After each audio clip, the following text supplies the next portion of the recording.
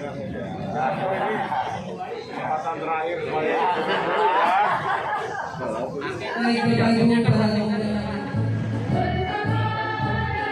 Assalamualaikum warahmatullahi wabarakatuh. Rekan-rekan semua, video kali ini kita akan menyaksikan peringatan Hari Bakti Pekerjaan Umum dan Penataan Ruang yang ke-76 di Dinas PUPR Provinsi Nusa Tenggara Barat.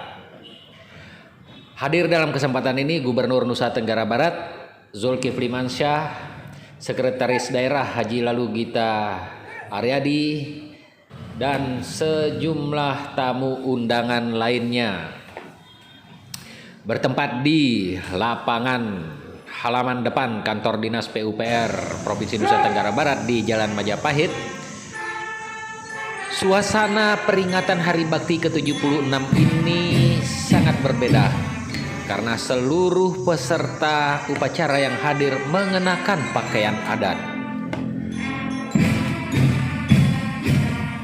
Pelaksanaan pengibaran bendera merah putih berjalan hikmat.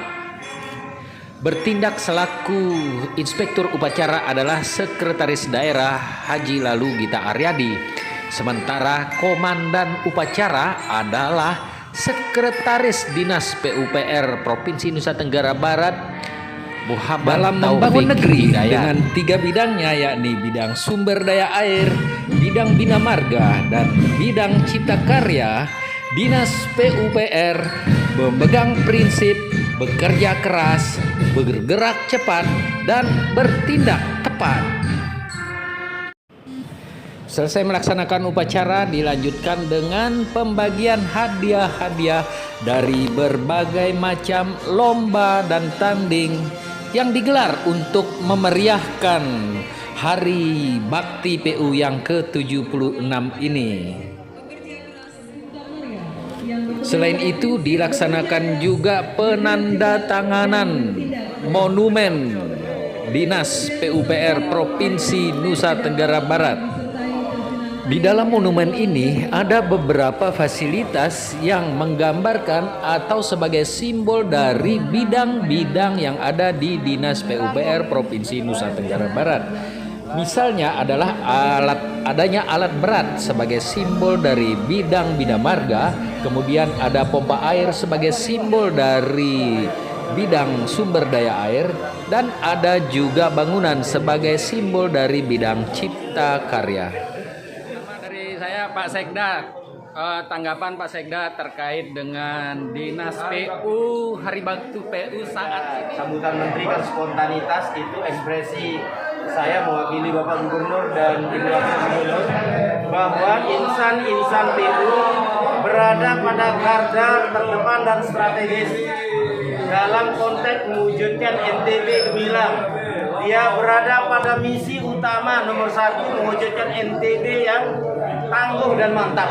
Nanti penjabaran mantap itu adalah diksi untuk keseluruhan tugas-tugas dari teman-teman dinas PU penataan ruang.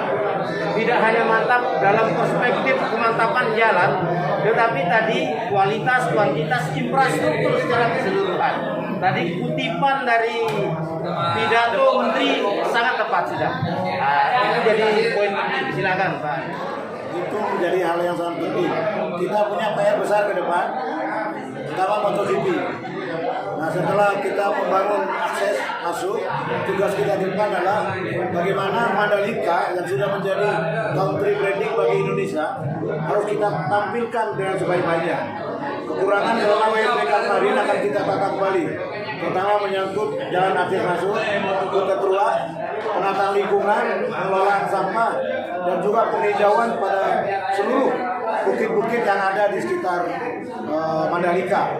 Dalam konteks RPJMD ada 3 tugas utama Dinas PUPR. Pertama adalah kemantapan jalan, kedua adalah irigasi yang cukup, dan selanjutnya adalah cakupan pelayanan irigasi. Untuk kemantapan jalan, kita sudah melewati target RPJMD, kita sudah mencapai 83%. di tahun 2021. Begitu juga untuk yang lain-lainnya.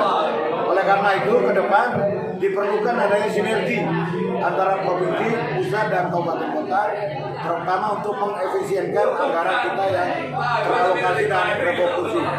Misalnya mengarahkan pokir-pokir DPR pada program-program unggulan kita, sehingga semua bisa bersinergi menjawab kebutuhan pembangunan infrastruktur, terutama kebutuhan masyarakat di desa.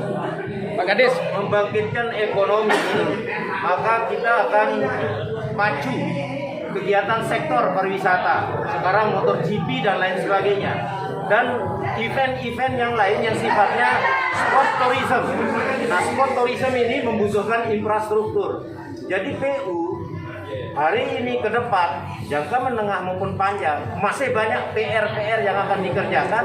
Terlebih kita ada obsesi ingin menjadi tuan rumah penyelenggaraan PON ke-22 tahun 2028. Dari sekarang kita harus cicil pembangunan infrastruktur, sarana prasarana, fasilitas olahraga agar PON 2028 terselenggara dengan sebaik-baiknya. Nah, ini tugas PU menjadi sangat penting di sana untuk menyiapkan ke semua itu. Kades, tantangan ke depan mungkin pembangunan infrastruktur di NTB di tengah ancaman bencana.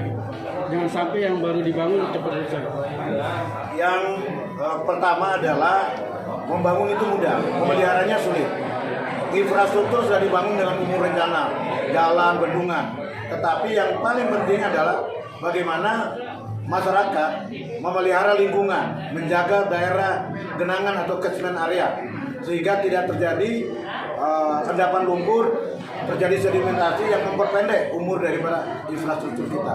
Jadi kata kuncinya adalah kita memelihara dari hulu sampai ke hilir. Itu tantangan yang paling utama. Yang kedua adalah ada kolaborasi, sinergi antara seluruh unsur pemerintah, sehingga kita menuju pada satu titik berkolaborasi dan termasuk dalam soal perencanaan dan penganggaran. Ingat, PUPR, pekerjaan umum penataan ruang. Maka dalam konteks itu juga betapa disiplin dalam pemanfaatan ruang itu menjadi kunci, dan itu nanti yang menjadi penjaganya adalah teman-teman. Sehingga tadi dalam konteks kebencanaan, mudah-mudahan dengan pengaturan ruang yang tepat untuk berbagai rencana-rencana pembangunan, maka ketika kita nyusun tata ruang, mitigasi bencana itu menjadi perhitungan juga, menjadi hal yang kita perhatikan, sehingga tidak hanya pemerintah, masyarakat juga harus peduli, disiplin terhadap tata ruang yang ada, ikuti ketentuan itu. Jangan nanti misal contoh lain di Palu kan sekarang likuifaksi, daerahnya secara tata ruang tidak diperuntukkan untuk itu, untuk pemukiman, tetapi masyarakat ingin itu menjadi tempat pemukiman. Itu contoh rawan bencana ada di dalam peta tata ruang kita, sehingga kita harus bijak di dalam memanfaatkan ruang yang ada untuk pembangunan tersebut.